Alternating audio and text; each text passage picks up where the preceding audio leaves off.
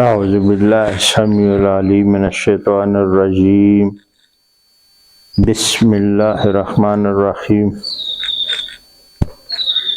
یا ایہا الذین آمنوا اتقوا اللہ وقولوا قولا سدیدا یصلح لکم اعمالکم ویغفر لکم ذنوبکم ومن یطع اللہ ورسولہ فقد فاز فوزا عظیما اما بعد السلام علیکم ورحمۃ اللہ وبرکاتہ ایھا المومنون۔ ہم مسلسل شورح اسلامی جیش اسلامی کے فتوحات اور سخت جنگ لڑنا، شہادت ہونا اس میں، اور فتح اور غنیمت ملنا، یہ اللہ کی طرف سے ہوتا ہے۔ عمرو بن العاص نے کہا کہ ہم اور جذام کے لوگ جنگ میں شامل تھے، اور ہم اور رومی مزاج مرج السفر میں ایک دوسرے کو مار رہے تھے۔ السفر تو یہ علاقہ ہوگا، وہاں شام میں یہ بھی آتا ہے، اور رومی فوج میں بیمار بھی آئے تھے جو کہ ضرورت بس کھینچ کر کے لائے تھے، اور ایک دوسرے کے ساتھ لڑ رہے تھے۔ ایک طرف اسلامی لشکر تھا، دوسری طرف رومی تھے۔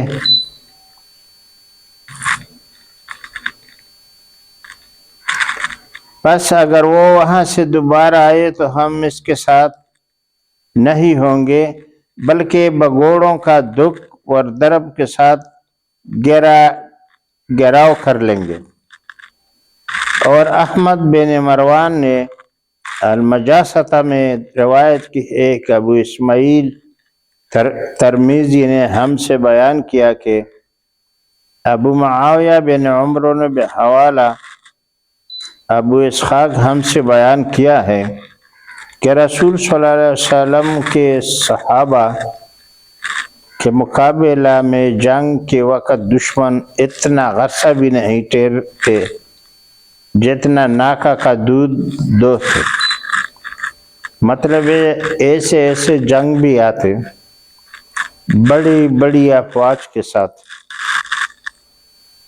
اور ہم اس کو بس بالکل رام کر دیتے تھے، یا تو بھاگ جاتے تھے یا شولہ وغیرہ یا قیدی بنا کر، اور اتنا ٹائم میں جتنا ٹائم میں اونٹی کا دودھ دویا جائے اور پورا ہو، اتنے وقت میں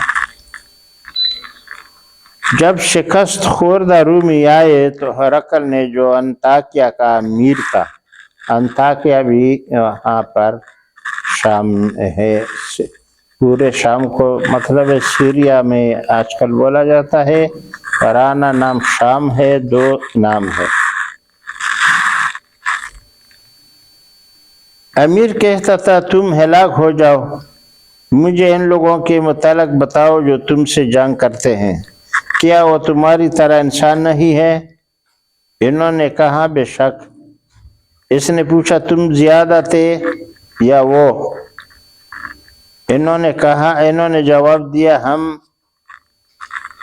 ہر میدان کارزار میں ان سے کئی گنا زیادہ تھے، یعنی مجاہدین اسلام کے ساتھ لڑنے میں اس سے کئی گنا زیادہ تھے۔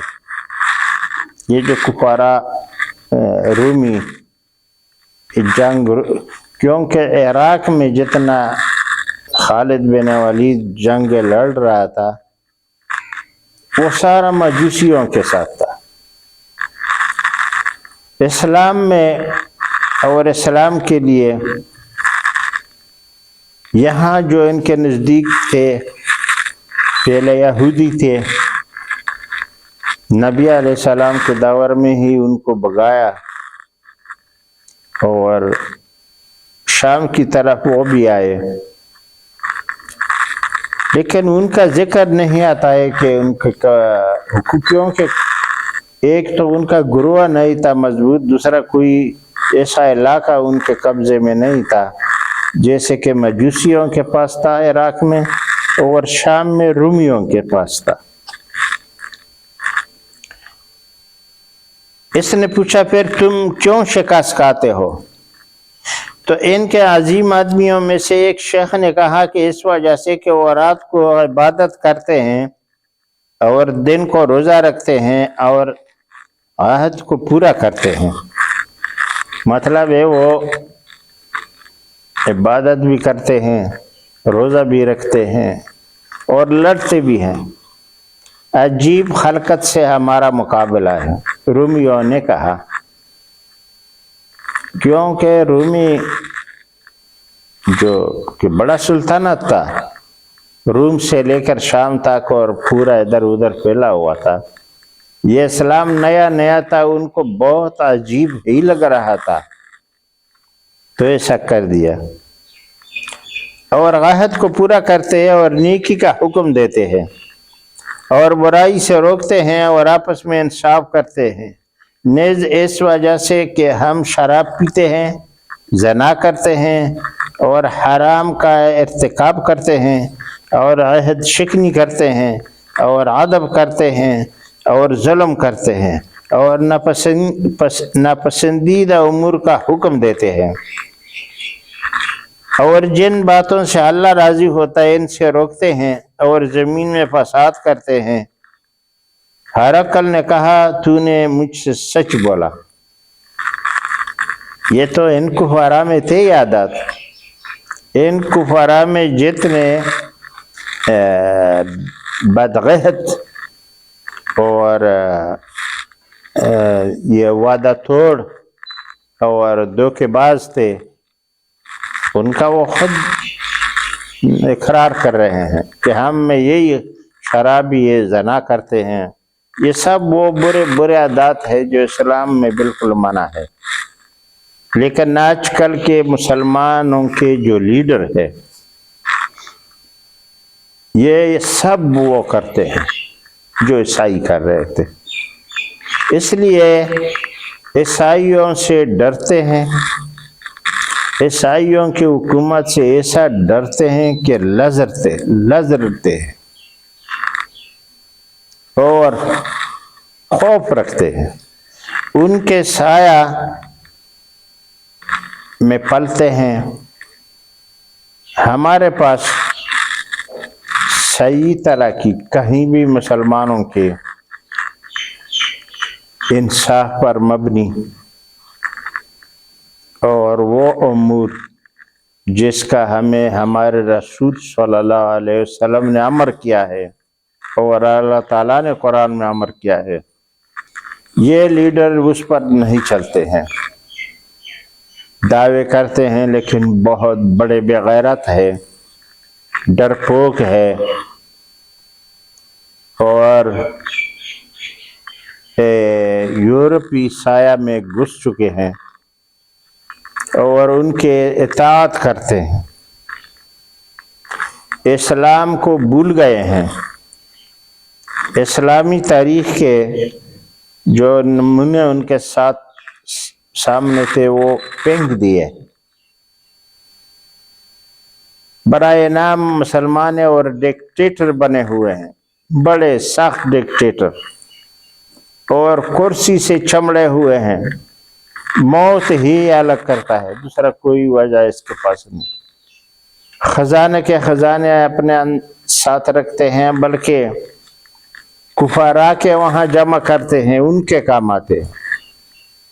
ہمارے مسلمانوں کے جتنے خزانے ہیں ہمیں اللہ نے دیا ہے، یقین کرو وہ سب کفار کے ہاتھ میں جاتے ہیں۔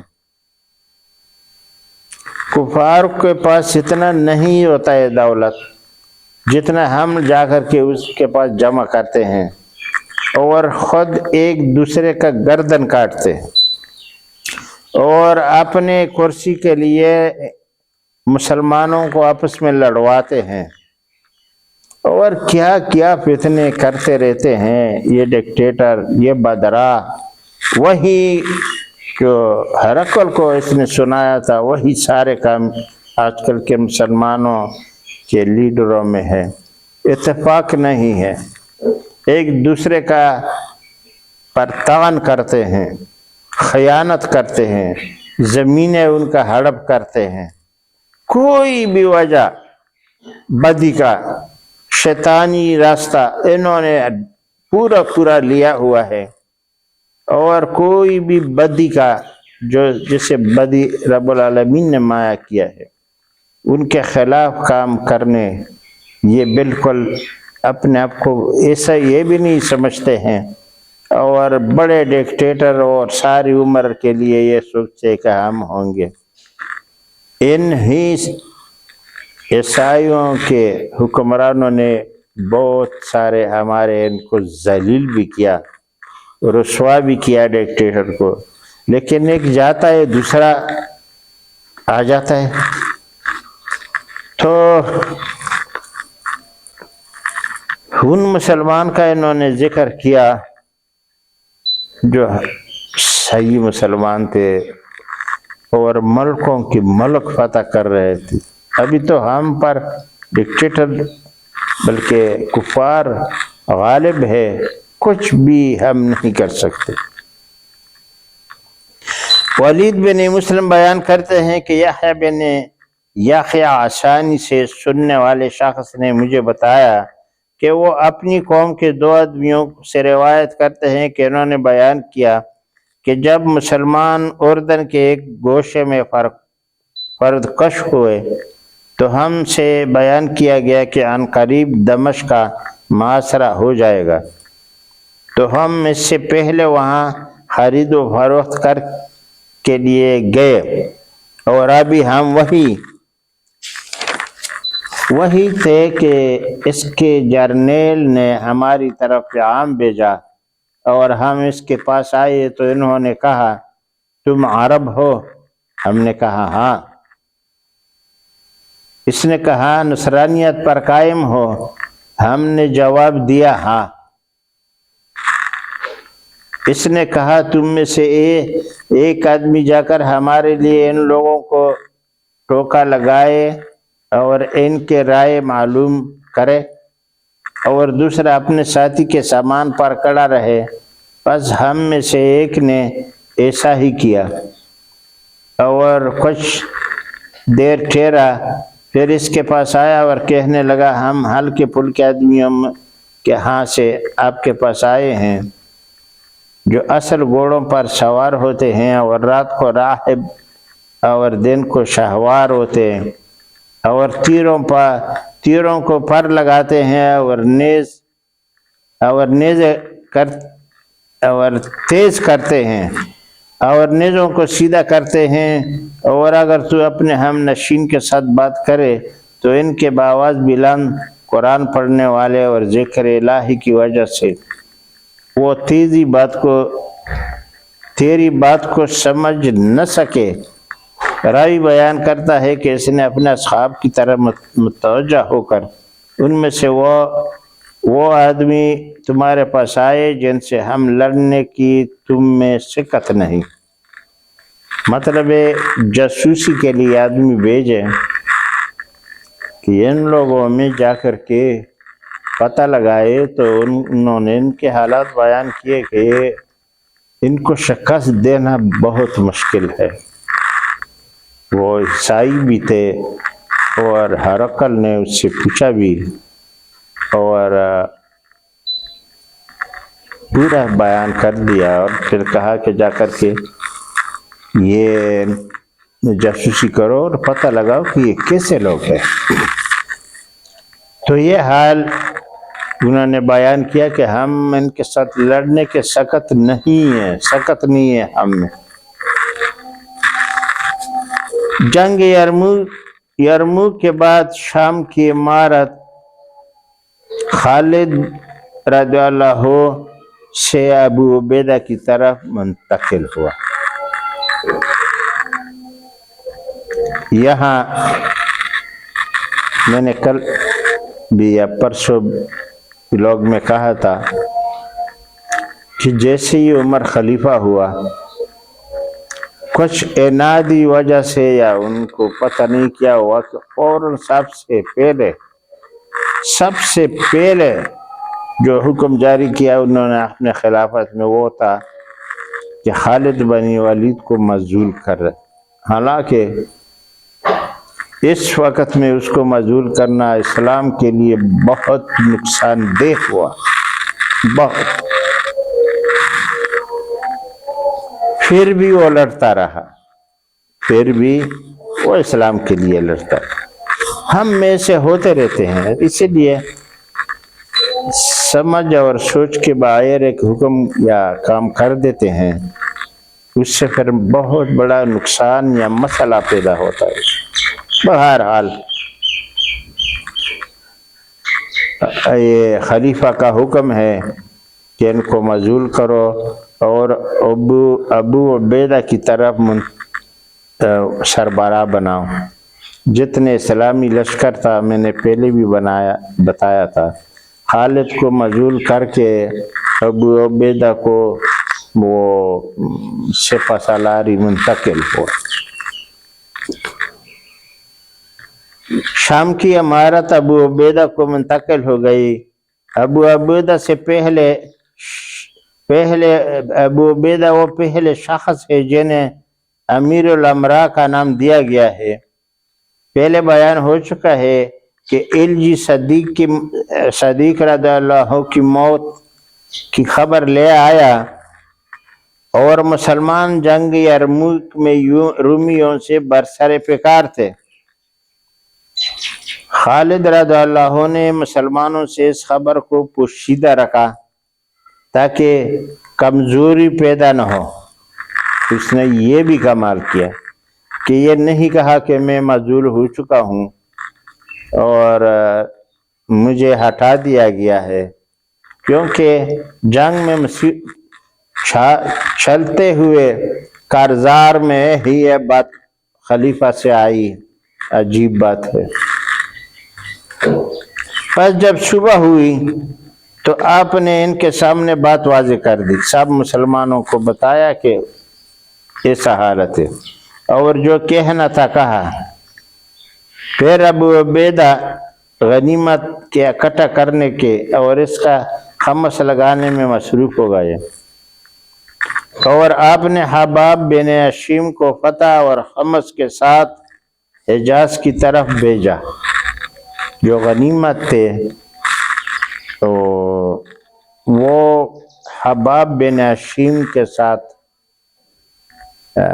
کے سربراہی میں جو آدمی جانے والے تھے، غنیمت کو لے کے جانے والے تھے، ان کا سربراہ بنایا یہ حباب بن ہشیم کو۔ پھر دمشق کی طرف کوچ کرنے کا اعلان کر دیا گیا اور وہ چل کر مرج السفر میں اتر پڑے۔ ابو عبیدہ نے ہراول کے طور پر اپنے آگے ابو امامہ باہلی کو بھیجا اور ان کے ساتھ ان کے دو ساتھی بھی تھے۔ ابو امامہ بیان کرتے ہیں کہ میں چل پڑا اور کچھ راستہ چل کر میں نے ایک دوسرے شخص کو امیر بنایا اور وہاں چھپ گیا۔ میں اس سے چھپ گیا۔ ابھی میں نے جو ہمارے جو گروپ تھا جو دمشق کی طرف چلنے کو کہا گیا تھا تو ہم اس میں سے علیحدہ ہوا اور دوسرے کو مقرر کر دیا گیا اور میں اکیلا چل کر شہر کے دروازے پر پہنچ گیا۔ دیکھو ایسے دل والے بھی تھے۔ اپنے گروپ سے علیحدہ ہوا کہ میں تم لوگوں سے پہلے وہاں پہنچ جاتا ہوں تاکہ وہاں کا حالات معلوم کروں۔ جو رات کو بند تھا اور وہاں کوئی آدمی بھی موجود نہ تھا۔ میں گھوڑے سے اتر پڑا اور میں نے اپنا نیزہ زمین میں گاڑ دیا اور اپنے گھوڑے کے لگام اتار دی اور اس پر تبرا لٹکا کر سو گیا۔ گھوڑے کو تبرا ڈال کر کے سو گیا، اور جب صبح ہوئی تو میں نے اٹھ کر وضو کیا اور فجر کی نماز پڑھی۔ کیا دیکھتا ہوں کہ شہر کا دروازہ کھٹکھٹایا جا رہا ہے، اور جب اس نے دروازہ کھولا تو میں نے دربان پر نیزہ سے حملہ کر کے اسے قتل کر دیا، دروازے والے کو ہی قتل کر دیا۔ پھر واپس آ گیا اور متلاش میرے پیچھے لگے ہوئے تھے۔ پس جب ہم اس شخص کے پاس پہنچے جو میرے اصحاب میں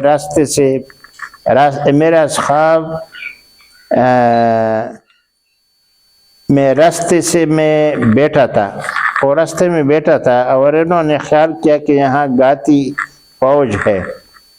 جاسوس بیٹھایا ہوا تھا رومیوں نے کہ یہاں کوئی آنے والا ہے، اور وہ مجھے چھوڑ کر واپس چلے گئے۔ پھر ہم چلے اور ہم نے دوسرے آدمی کو بھی لے لیا، اور میں نے جو کچھ دیکھا تھا اس کے متعلق آ کر ابو عبیدہ کو اطلاع دی۔ جو کچھ انہوں نے دیکھا واپس آ گیا، اور ابو عبیدہ رضی اللہ عنہ دمشق کے معاملے کے متعلق عمر رضی اللہ عنہ کو خلیفہ کو خط کا انتظار کرنے کے لیے ٹھہر گئے۔ پس خط میں آپ نے ابو عبیدہ کو دمشق جانے کا حکم دیا۔ وہاں سے مدینے سے حکم آیا اور ان کو لیے مطلب دمشق پر چڑھائی کرنے کے لیے۔ پس انہوں نے جا کر اس کا محاصرہ کر لیا، اور ابو عبیدہ نے یرموک پر بشیر بن کعب کو وہاں کے سواروں کے ساتھ قائم مقام مقرر کیا۔ خالد رضی اللہ عنہ کے شام آنے کے بعد جرت کا معرکہ۔ خالد بن ولید بھی ڈٹیر تو تھے، مجذول کیے ہوئے تھے، لیکن پھر بھی آئے شام میں۔ اہل ایران اپنے بادشاہ اور اس کے بیٹے کو قتل ہونے کے بعد شہریار بن شہریار کو بادشاہ بنانے کے لیے اکٹھے ہوئے، اور انہوں نے خالد رضی اللہ عنہ کے غیر حاضری میں غنیمت خیال کیا، اور شہریار نے المثنیٰ کو لکھا کہ میں نے رذیل ایرانیوں کو ایک فوج تمہارے پاس بھیجی ہے جو مرعو اور خنزیروں کی چرواہے ہیں، بیکار قسم کے۔ کیونکہ ایک بات بڑی واضح ہے، آج بھی اور پہلے بھی یہی تھا کہ یہ مجوسی لوگ بڑے جلدی ہار مان جاتے تھے اور شکست کھا جاتے تھے، لیکن پھر بھی بہت زیادہ علاقوں پر قابض تھے، کیونکہ اکثریت ان کی بہت کثرت تھی۔ یہ دو ہی قومیں تھے، یہود کی تو نام و نشان ہی نہیں تھا، مجوسیت اور رومی لشکر، اور پورا اس عرب کے علاقے کے سیڈ میں ملکوں پر قبضہ کیا ہوئے تھے۔ اور المثنیٰ نے اس کی طرف لکھا، المثنیٰ سے شہریار کی طرف تو صرف دو آدمیوں میں سے ایک یا تو باغی ہے اور یہ بات تیرے لیے بری ہوگی اور ہمارے لیے اچھی ہوگی، یا تو جھوٹا ہے اور اللہ تعالیٰ کے نزدیک لوگوں میں عقوبت اور فضیحت کے لحاظ سے سب سے برے جھوٹے بادشاہ ہے، اور ہماری رائے یہ ہے کہ تم مجبور ہو کر ان کے پاس گئے ہو بس اللہ کا شکر ہے جس نے تمہاری تدبیر کو مرغوں اور خنزیروں کے چرواہوں کی طرف لٹا دیا۔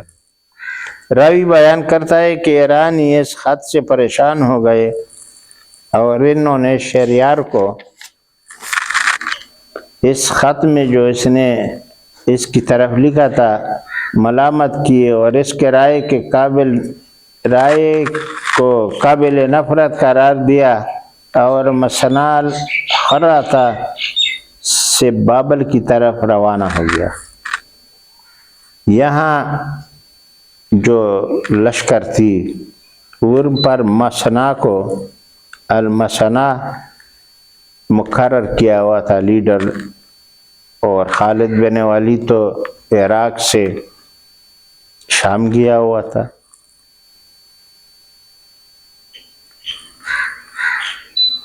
مسنا اور ان کی فوج کو السراتا کے پہلے کنارے پر مڈبیر ہوئی تو انہوں نے نہایت شدید جنگ کی، اور ایرانیوں نے مسلمانوں کو گھوڑوں کو پراگندہ کرنے کے لیے گھوڑوں کی صفوں کے آگے ایک ہاتھی بھیج دیا۔ دیکھو ہاتھی بھیجا تاکہ وہ گھوڑے ادھر ادھر بھاگ جائے۔ پس امیر المسلمین المسنا جو فوج پر مقرر تھا بن خارثہ نے اس پر حملہ کر کے اس کا کام تمام کر دیا۔ انہوں نے خود المسنا نے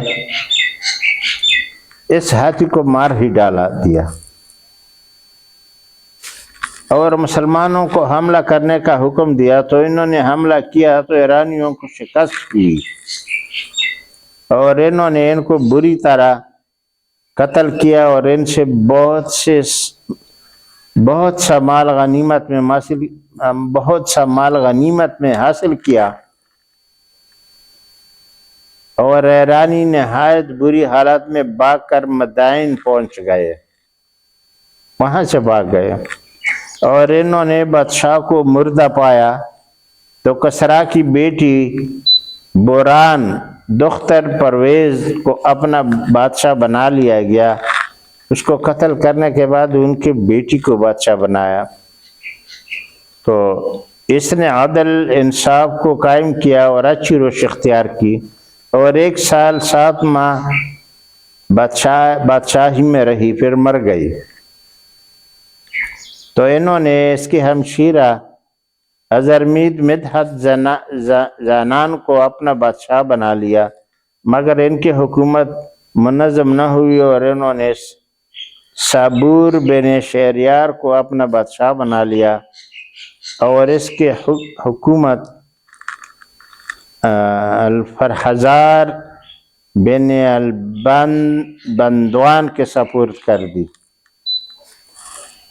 اور صبور نے کسرا کی بیٹی ازر مدحت کے ساتھ شادی کیا، نکاح کر دیا، اور اس نے اس بات کو ناپسند کیا اور کہنے لگی کہ ہمارے غلاموں میں سے ایک غلام ہے، اس جب ان کو پکڑا کہ میرے ساتھ نکاح کرو تو انہوں نے کہا کہ میں تو آپ کو غلام ہی سمجھ رہا ہوں۔ آپس میں پتہ نہیں کیوں ان کی کچھ دشمنی تھی مجوسیوں میں، اور جب اس کی شب زفاف تھی تو انہوں نے جا کر اسے قتل کر دیا۔ اس صابور کو قتل ہی کر دیا۔ یہ صبور نے جب غلامی کہی، لڑکی نے غلام کہا، برا بلا کہا، اور پھر انہوں نے جا کر کے جو شادی کے پہلی رات تھی ملنے کی، اسی رات میں قتل کر دیا، اور پھر صابور ان کے پاس گئے اور اسے بھی قتل کر دیا، اور اس عورت از مدحت کو جو کسرا کی بیٹی تھی اپنا بادشاہ بنا لیا، اور ایرانیوں نے اپنے بادشاہ سے بہت اٹکلیاں کیے، اور بالآخر اس سال بھی ان کی حکومت قائم نہ ہوئی، کیونکہ انہوں نے ایک عورت کو بادشاہ بنایا تھا، اور رسول اللہ صلی اللہ علیہ وسلم نے فرمایا ہے کہ جس قوم نے اپنی حکومت عورت کے سپرد کی وہ کبھی کامیاب نہیں ہوگی۔ یہ حدیث بالکل صحیح ہے کہ اسلام میں کبھی، یہ تو مجوسیوں کا قصہ تھا، ہاں ان میں بھی یہ حال ہوگا۔ اسلام میں خود ہم نے عورتیں لائے، حالانکہ نبی علیہ السلام کے حدیث ہے کہ عورت کو کوئی حکومتی ذمہ داری نہ قاضی کا داپر مقرر کیا جا سکتا ہے، نہ کوئی وزارت دیا جا سکتا ہے، اور نہ وزیر اعظم بن سکتا ہے۔ مگر دنیا کا حال دیکھو، اور سب سے بڑھ کے ہمارے ملک کا حال دیکھو، ایک سے ایک بدبخت لڑکی آتی ہے اور وہ حکومت میں گھستی ہے، عدلیہ میں بھی گھسے ہوئے بہت سارے، اور ان میں جو جج ہوتے ہیں ان کے صدر ہوتے ہیں، بنتے ہیں، اور بڑے بڑے وزارتوں میں بھی ہے، اور ہم نبی علیہ السلام کی خلاف کرتے ہیں، اسی لیے ہم کامیاب نہیں ہے۔ پھر فرمایا ہے کہ جس قوم نے اپنی حکومت عورت کے سپرد کی وہ کبھی کامیاب نہیں ہوگی۔ اور جس معرکے کا ہم نے ذکر کیا اس کے متعلق عبدہ بن الطیب السعدی کہتا ہے کہ اس نے اپنی بیوی کو چھوڑ کر ہجرت کی تھی اور بابل کے اس معرکے میں شامل ہوا، یہ بھی گیا ہوا تھا۔ پس جب بیوی نے اسے مایوس کیا تو وہ جنگل کی طرف واپس آ گیا اور کہا، کیا خول کا عہد جدائی کے بعد قائم ہے تو یا تو اس سے دور گھر میں مشغول ہے یا محبوبوں کے لیے دن ہوتے ہیں۔ مطلب ہے انہوں نے کچھ شعر کا ہے، بیوی کو چھوڑ کر اور آگے بڑھا، وہاں پر جس طرف وہ ساری فوج جا رہی تھی اس کے فتح کرنے کے لیے، بابل کی شہر بابل عراق میں شہر ہے، اور قرآن میں بھی اس کا ذکر ہے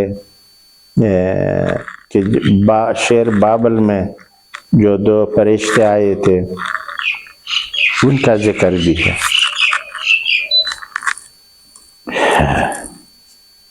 اور دھوپ میں عجم کے ساتھ سروں پر حملہ کرتے اور ان میں ایسے شاوار ہے جو نہ کمزور ہے، شاہسوار نہ کمزور ہے اور نہ جھکنے والے ہیں۔ اور فرزوق اپنے شعر میں المسنا کے ہاتھی کو قتل کرنے کا ذکر کرتے ہوئے کہتا ہے، اور المسنا کے گھرانے نے بابل میں زبردستی ہاتھی سے جنگ کی، جبکہ سواروں میں بابل کا بادشاہ بھی تھا۔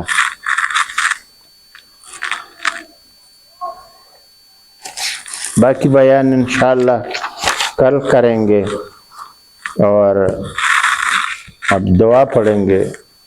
رب اجعلنی مقیم الصلاۃ ومن ذریتی ربنا تقبل دعا۔ رب اجعلنی مقیم الصلاۃ ومن ذریتی ربنا تقبل دعا۔ ربنا اغفر لی ولوالدی وللمؤمنین یوم یقوم الحساب۔ ربنا هب لنا من ازواجنا وذریاتنا قرۃ اعین واجعلنا للمتقین اماما۔ اللهم انصرنا المجاهدين المخلصين في كل مكان۔ اللهم انصرنا المجاهدين في كل مكان۔ اللهم اعز الاسلام والمسلمين واذل الكفار والمشركين والملحدين والطواغيت والروافض والمجوسية۔ اللهم اغفر لي ولوالدي وللمؤمنين والمؤمنات والمسلمين والمسلمات الأحياء منهم والأموات. اللهم اغفر لي ولوالدي وللمؤمنين والمؤمنات والمسلمين والمسلمات الأحياء منهم والأموات. ربنا تقبل منا إنك أنت السميع العليم وتب علينا إنك أنت التواب الرحيم.